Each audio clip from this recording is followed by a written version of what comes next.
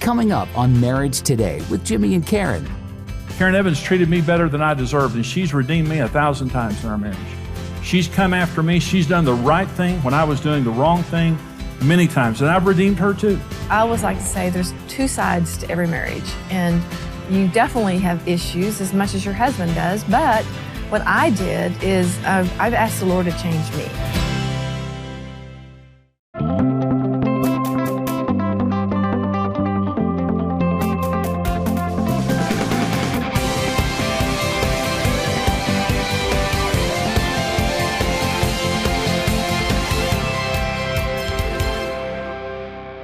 Let me talk about the 5 main choices that we have when our spouse hurts us, okay? So there are 5 basic choices. So your spouse does something, your spouse says something, and I know y'all have good marriages. I mean, you're here at a marriage conference, you're teachable people. And so you're here to kind of tune up your marriage. But even in the best marriages, we still say things from time to time that hurt each other. We do things that, we shouldn't do. So how are you going to respond? This is the question. When your spouse does something that hurts you and you don't like, how are you going to respond? Let me give you the first choice. Righteously responding to our spouse in an honest, loving, and timely manner. In other words, your spouse does something that you don't like, and you walk up to him righteously and say, honey, can I talk to you for just a minute? I love you. I think you're great. We're on the same team. That bothered me when you said that. The second is receive the hurt and frustration and hide our true feelings. This is where passive-aggressive behavior comes in. In other words, you hurt me, I'm going underground. I'm going to act like everything's okay, but I'm going to start, eating potato chips in bed. I know you don't like that.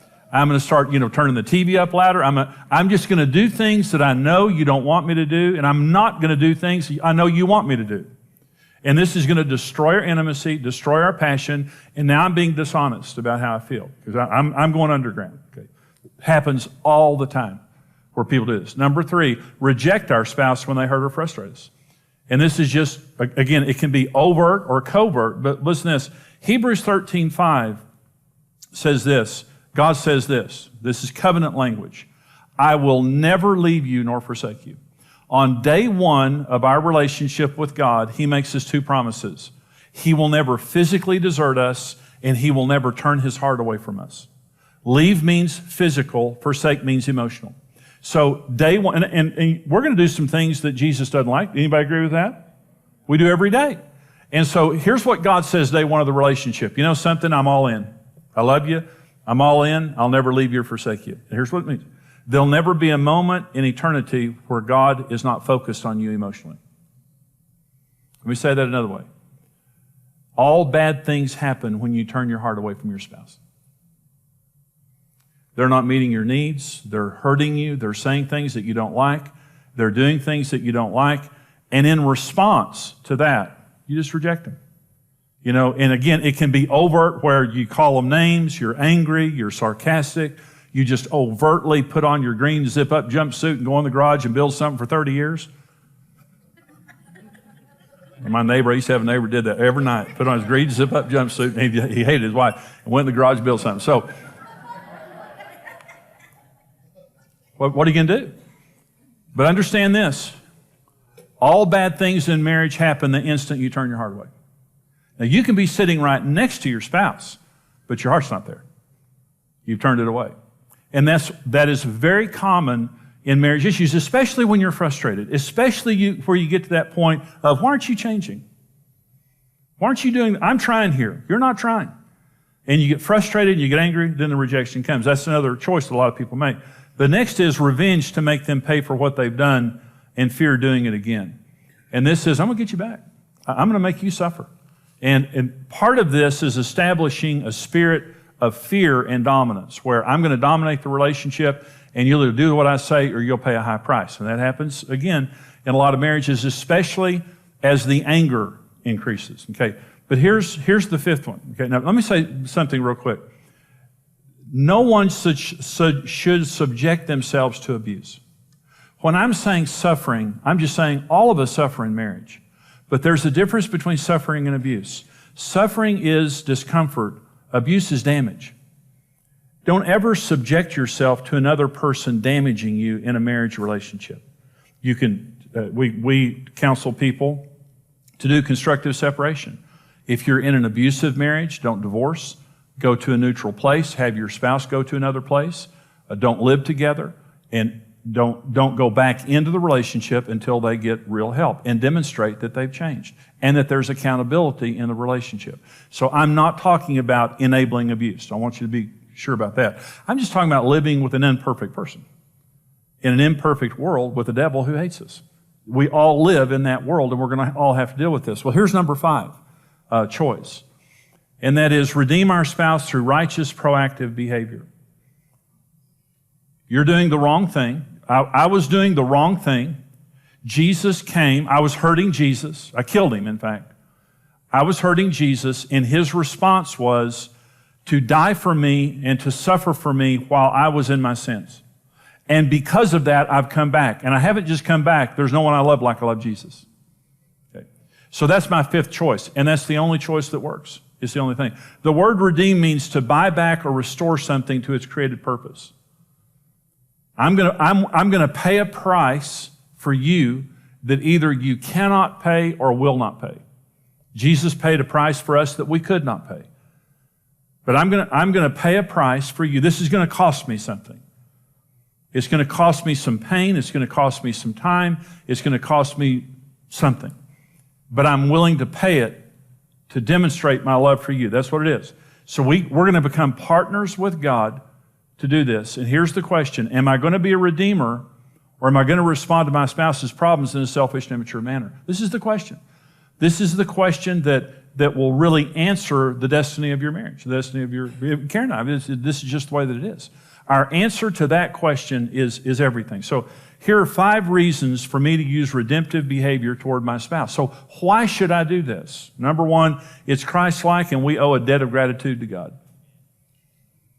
I should do it to you because Jesus did it for me. I shouldn't forget that the redemptive love of Jesus got me where I am right now, and I need to give it away. The second thing is the only method of responding to our spouse's problems that creates a true solution.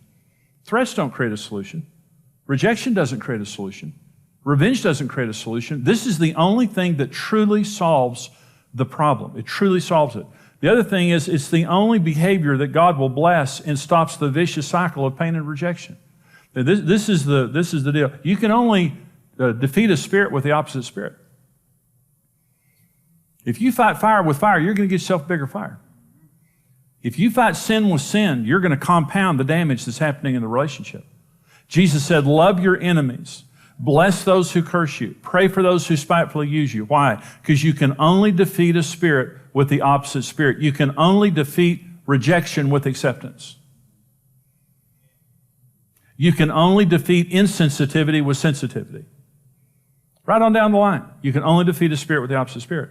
It creates the strongest love, intimacy, and marriage bond possible. Now, so listen to my story. This girl came in to see me, this woman came in to see me, and she said, Pastor Jimmy, my husband has a girlfriend, and he comes home and changes his clothes every night, eats, and goes spends the night with his girlfriend. In the morning, he comes back and eats and changes his clothes and goes to work. And that happens every day. And I said, well, I think you ought to divorce the jerk, as far as I'm concerned. She said, I love him. I want to fight for my marriage. I said, okay, well, if you want to fight for your marriage, I'll help you. I said, but don't hear me saying you need to stay in that relationship. And she said, I know. She said, but I love him and I want to work on my marriage. I said, so, okay, well, I'll give you some advice, but you don't have to take it if you don't want to. And she said, what? And I said, well, I want you to go home tonight and I want you to fix up. And I want you to fix a very, very nice meal for him. And when he comes home tonight, before he goes over to his girlfriend, I want you to treat him like you would Jesus Christ. So she goes home, and a few days later, she shows up with him. And he's got a girlfriend. He's a terrible guy. So she comes in the office, and he comes in behind her and sits down in the chair, and he's real down. You know, his head is down, he's down, real dejected look. And I said, hey, how are you? He said, I know you know about me. And I said, I do know about you. He said, I know she's told you I've got the girlfriend and all that kind of stuff. I said, she has told me you have a girlfriend. And he said, well, I don't love her. I said, you don't love your girlfriend? Nah, I don't love her. He said, I just go over there. He said, and now she's treating me good, and that makes me feel bad.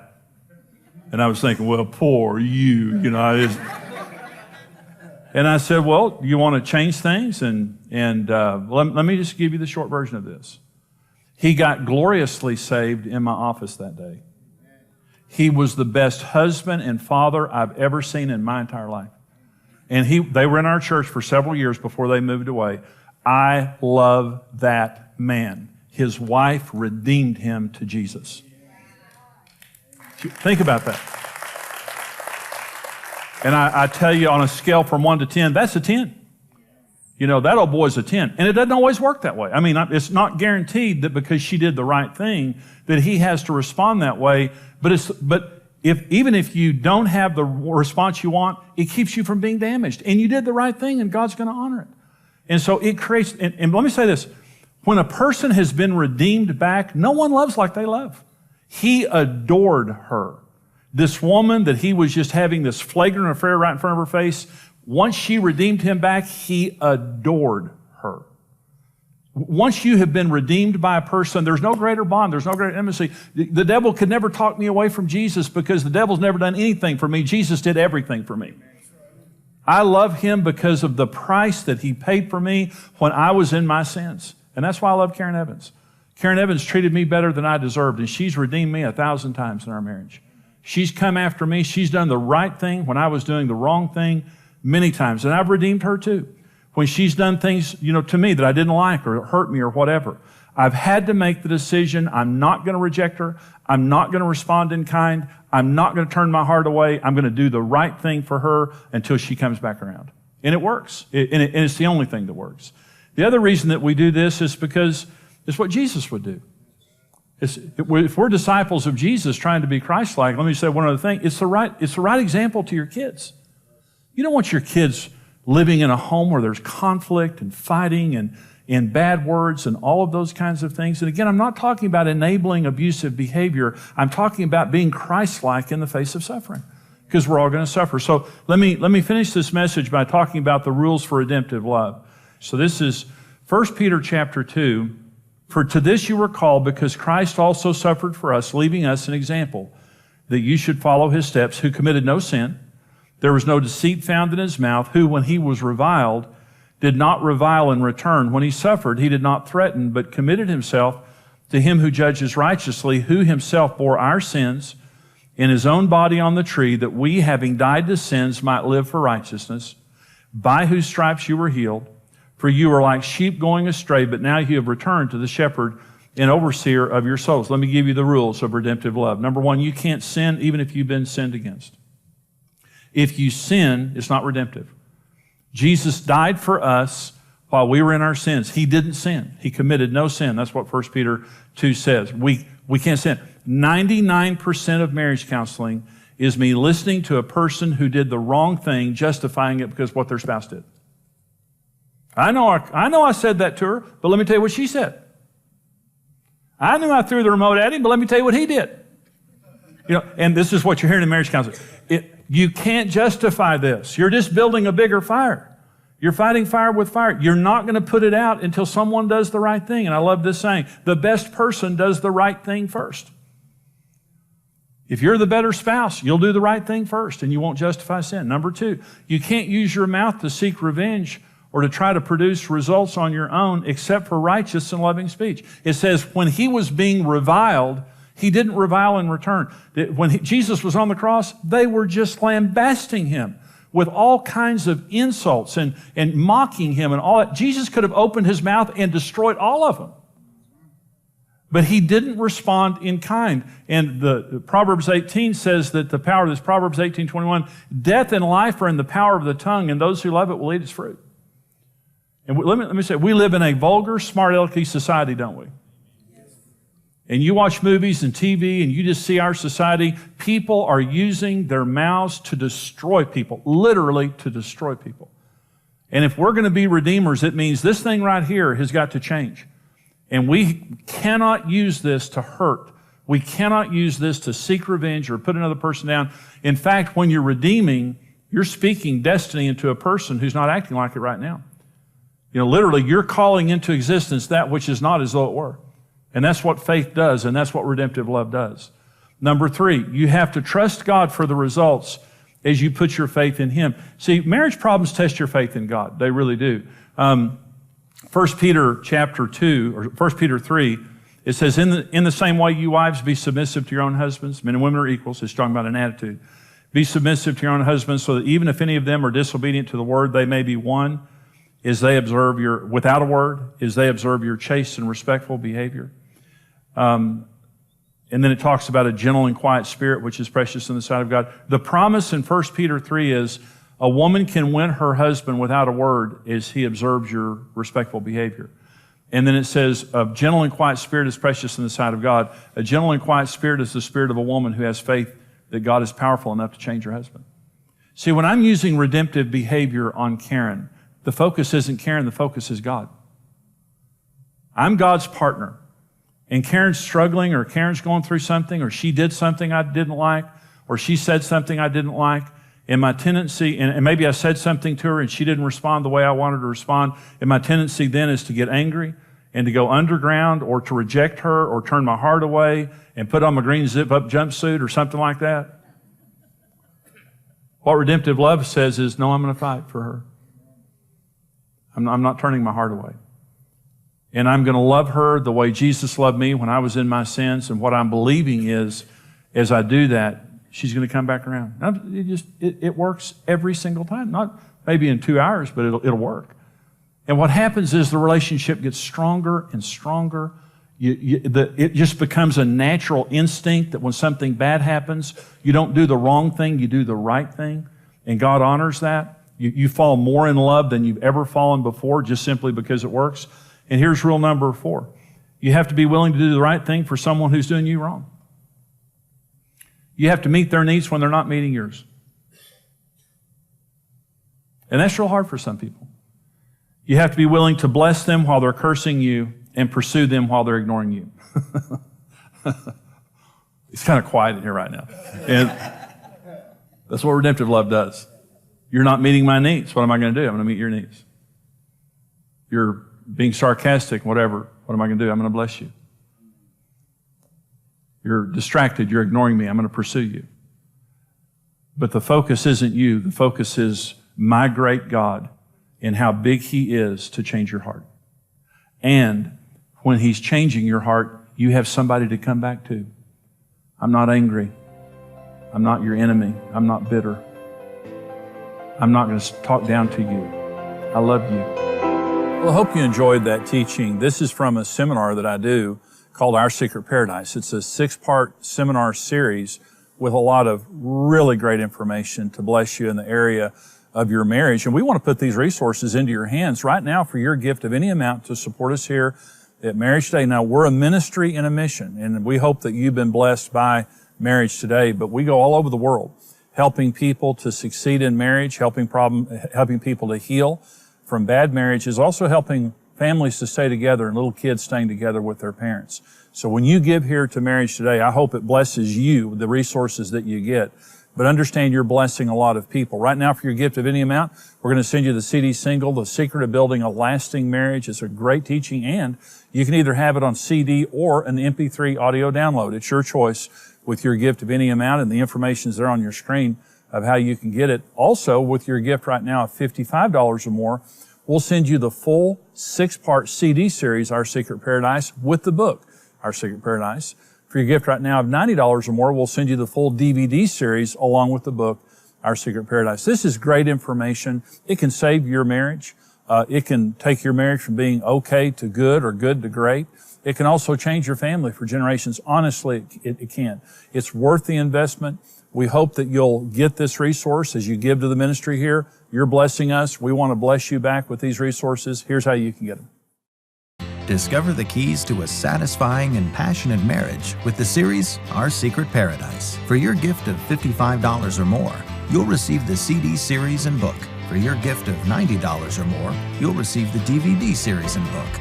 In this series, Jimmy will show you the foundations for establishing peace and intimacy, keys to becoming your spouse's best friend, and how to defeat the real enemy of your marriage so that you can have a secure, satisfying, and passionate marriage the way God intended. We're building something great. We've got to count the cost because it's going to take us every single thing we have. And this is going to be challenging. The other side of that thing is we're going to succeed, and it's going to be the most awesome thing we've ever done in our lives. For your online gift of any amount right now, we'll send you the teaching, The Secret of Building a Lasting Marriage, available as an MP3 audio download or CD single. You can have a marriage that lasts happily ever after. Create your own secret paradise today.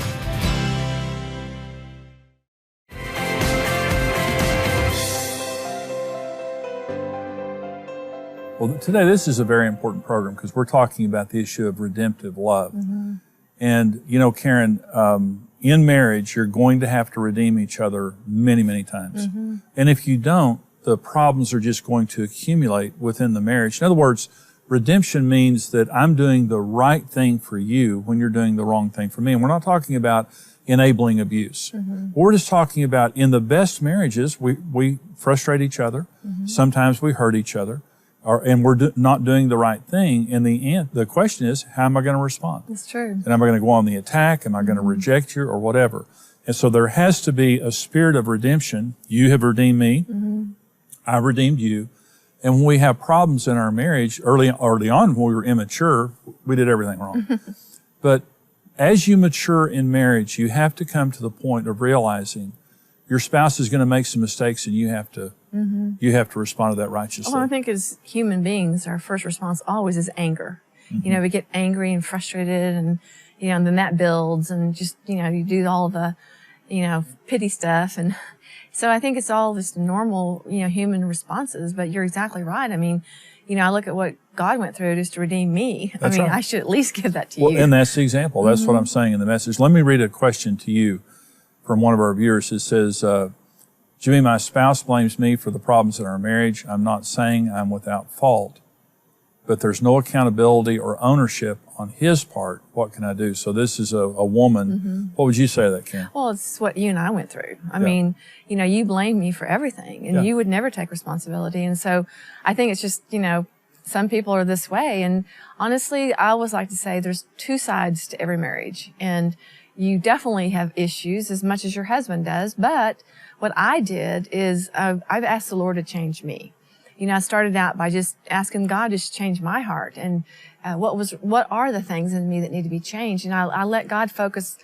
I let myself be focused more between me and God than what was wrong with Jimmy. And so I think that's huge. Yeah. And so I just allowed the Lord to work on me. And then I just started praying. I mean, I prayed constantly. I was always in my prayer closet, just crying out to God. And most of the time I didn't, you know, even think that God cared enough to hear. Most of the time I felt like, you know, he likes him better because he keeps acting this way. And so, you know, so it was hard. I mean, but I hung in there and I kept believing. Well, and you treated me better than I deserved. Exactly. But that's part of redemptive behavior. And I didn't lose faith that God could change both of us. Well, see, when the Bible, regarding redemptive behavior in 1 Peter 3, it says to women, you can change your husband without a word as he observes your chaste and respectful behavior. Well, you know, some women would say, well, I'm not that way. You know, I don't have that gentle and quiet spirit the Bible talks about. It has nothing to do with that. But no, it doesn't. And the point being, when a woman has that spirit, it is faith in God. Mm-hmm. The reason that I don't have to use my mouth to change you is because my God's going to change you. Mm-hmm. The reason I don't have to be ugly towards you to change you is because I'm trusting God that as I'm doing the right thing, that he's going to change your heart. And see, that's what changed me, is you focused on yourself, you focused on God, and you treated me better than I deserved. And that's what changed, ultimately that's what changed me. And let me say this, I was an unrighteous man. And if you would have come at me unrighteously, I would have won. I mean, we would have divorced. It would have destroyed our marriage. But you came at me righteously, and that redeemed me. And so, it's the secret of every great marriage. It's just, you're not going to have the marriage you want if in response to all of your problems, you go on the attack, you blame, things like that. I'm not saying that your spouse isn't a problem. I'm not saying that they don't have issues. But when you change, your marriage changes. And when you get on God's side, you're on the winning side. And God is a redeemer. He doesn't reject. He doesn't attack. He redeems. That's the only reason we love Jesus, is he came to redeem us from our sins and to win us back toward him. So we hope that this is helpful to you today and that it will encourage you in your marriage and family relationships. Thank you guys for standing with us financially. There's information on your screen about how you can give to us here. at Marriage Today. Please give your most generous gift right now to help us keep coming back to you, but also going across America, around the world, helping people succeed at marriage, keeping children together with their families. Thank you so much. We'll see you next time. God bless you. When you stand with Marriage Today, your individual effort multiplies with other like-minded partners. And together, we can rebuild the dream of marriage for couples around the world. I would recommend becoming a Rock Solid Partner because you are grafting into a group of individuals that are committed to restoring marriage to this country, and that's something we want to be a part of. In pursuit of this vital mission, Marriage Today utilizes a daily television broadcast, multiple live events, a comprehensive online outreach, and hundreds of marriage-building resources. Your partnership is literally making every facet of this ministry possible. And that means couples are receiving the help and hope they need to take their marriage to the next level of fulfillment and intimacy. We enjoy the resources, we enjoy all of it, but I think just knowing that we're touching the lives of so many other marriages, creating an atmosphere for them to get the help they need. Being a rock-solid partner with Marriage Today grants you immediate access to an exclusive library of the ministry's resources and intimately connects you with our mission of helping couples succeed in marriage. We're proof that the ministry is beneficial and that it works. It has helped to save us, and that means that our children get to grow up with two parents in a home together. It makes a difference in our lives every single day that I couldn't imagine not being a partner. Everyone has something to give. And there are millions of unreached couples who desperately need the marriage-strengthening resources of Marriage Today. That's why we need you to join us. Become a rock-solid partner with the ministry and mission of Marriage Today. Thank you for watching Marriage Today with Jimmy and Karen. Subscribe to Marriage Today's YouTube channel for more marriage-building videos and updates.